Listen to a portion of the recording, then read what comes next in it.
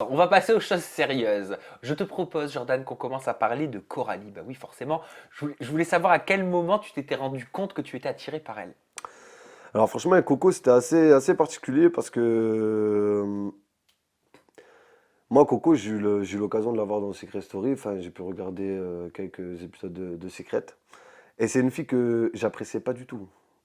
Elle avait un peu ce côté un peu peste en fait dans Secret Story. Et notamment avec Jonathan qui lui est le frérot. J'ai parlé un peu avec lui parce qu'on savait qu'elle allait arriver sur les vacances des anges. Et moi je lui ai dit à John, j'ai prévenu, j'ai dit franchement John, je sais que Coco c'est ta copine, c'est ta bonne pote. J'ai dit mais moi je pense que je vais pas du tout m'entendre avec elle.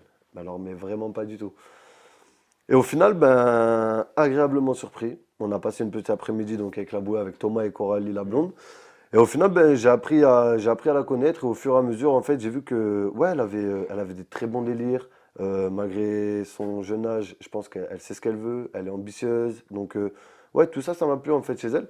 Mais je me suis rendu compte de ça peut-être pas de suite, peut-être quelques jours après, vraiment quelques jours après. Vous avez des points en commun Bah alors, des points en commun, je dirais, ou c'est difficile à les trouver? non, c'est difficile à trouver, c'est difficile à trouver. Je pense que les points communs, après, voilà, moi, elle pouvait.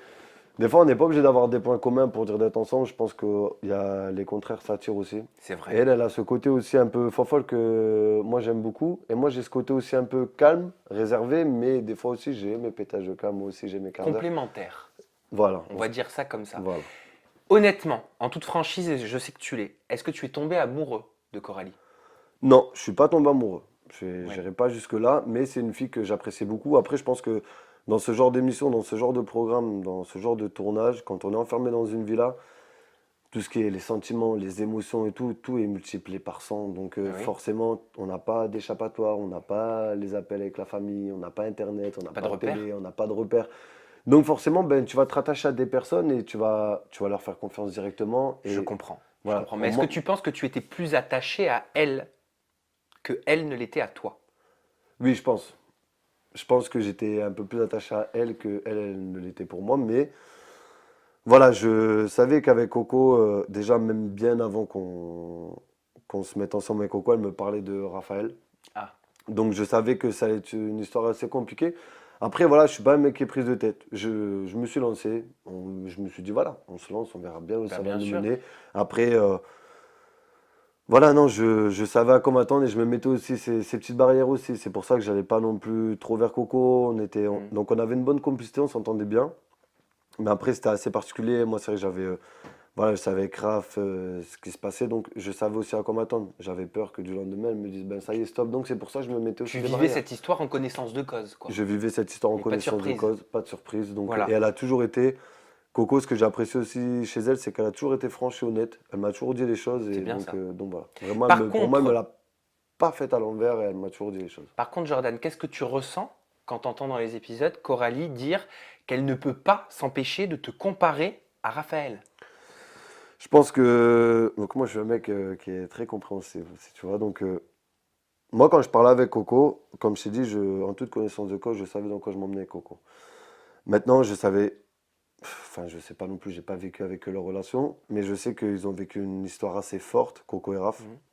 Ça faisait peu de temps qu'elle était plus avec lui. On m'en avait déjà touché un mot, genre, ouais, t'as pas peur qu'elle se venge et tout de toi. Je dis, franchement, ben, si elle le fait, ben, voilà, elle le fait. Mais moi, je pensais pas du tout à ça, en fait. Je vivais le moment présent, en fait. Et aujourd'hui, est-ce que tu y penses à ça? Parce que c'est ce qu'on peut lire énormément sur les réseaux sociaux. Beaucoup de téléspectateurs sont convaincus qu'elle se sert de toi pour se venger de Barbara. Parce que Ouais, il y juste en pour a même qui me disent, recontextualiser, Raphaël aurait eu une aventure extra-conjugale avec Barbara pendant qu'il était Coralie. Donc quelque part, tu aurais pu être le bon prétexte. c'est vrai, ouais, c'est vrai en ce moment. Les gens parlent beaucoup de ça aussi, comme quoi j'étais le pansement de Mila, comme quoi j'étais le pansement de Coralie. Donc par rapport à Coco, je peux comprendre. Maintenant, en soi, sur cette relation, je ne regrette rien. Je ne lui en veux en aucun cas à Coco qu'elle ait pu faire, soit si elle m'a utilisé pour se venger ou autre. En aucun cas, je lui en voudrais parce que ben voilà, on s'est lancé dans un truc. J'étais consentant aussi, je savais dans quoi je m'emmenais aussi. Oui, d'accord, tu Donc, savais que son histoire donc je peux. personnelle était compliquée.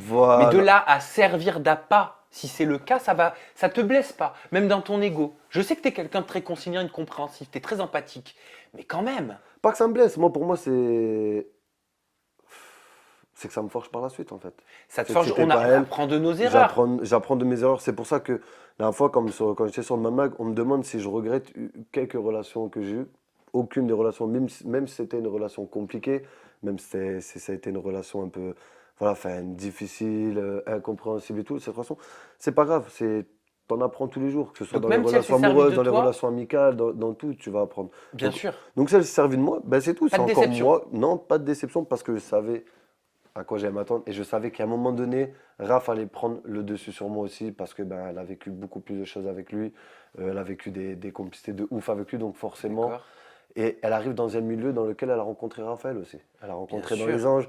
Donc, tout est rapporté à Raph. Pourquoi? Parce que ben, elle est dans les Anges, c'est là où elle a rencontré. Il y a Vincent Kijo qui est arrivé, c'est le meilleur ami de Raph. Donc tout ça, en fait, ça n'a pas facilité la tâche. Et voilà. Donc, si Vincent Queijo n'aurait pas été là, si on n'aurait pas parlé de Raph, je ne sais pas ce que ça aurait pu donner aujourd'hui. Mais Est-ce tu as la qu'on serait sensation ensemble ou d'avoir été pas? manipulé ou pas? Non, non, j'ai pas cette sensation-là parce qu'elle a toujours été franche et honnête envers moi. Donc T'en as parlé avec elle? j'en avais parlé avec elle, on en parlait aussi en off et Ouvertement? tout, ouvertement. Oui, Qu'est-ce oui. qu'elle te disait? Voilà, qu'elle ne savait pas où elle était, que après c'était aussi peut-être à moi aussi de prendre les décisions. Donc moi j'avais peur aussi d'être entrepreneur aussi avec Coco, c'est-à-dire que moi je me mettais beaucoup de barrières. J'avais aussi peur de me dire est-ce que ça vaut le coup ou pas. Je me remettais beaucoup en question. Et voilà, en fait je suis quelqu'un qui est... Je vais pas faire les choses juste pour dire les choses. Si ça va pas, je vais essayer de comprendre la raison pour laquelle ça ne va pas. Est-ce que le problème vient de moi ou pas? Et là, cette relation en particulier, c'était ça en fait. J'ai Mais beaucoup appris sur moi-même et elle m'a fait prendre conscience de pas mal de choses.